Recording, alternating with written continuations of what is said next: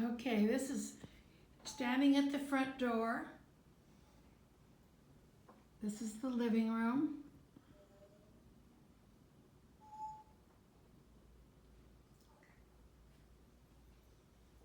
Okay.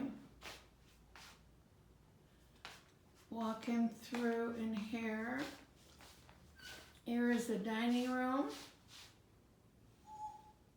Seats about 10 people. And the kitchen.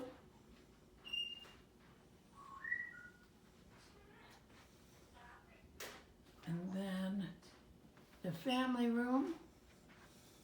Treadmill won't be open.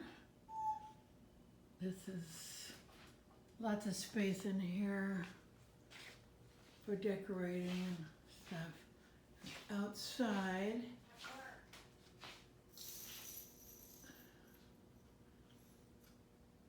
a lot of times decoration will go across the fireplace or from these side panels that hide the lighting. We're gonna have different lighting by then also. But anyway, there's wrought iron little hooks that you can hook stuff on, or to the chandelier, come out from it if you want. And then we'll have the backyard cleaned up. Please ignore the mess in the house. It'll be cleaned up. Here's the backyard. And so there's room on the patio.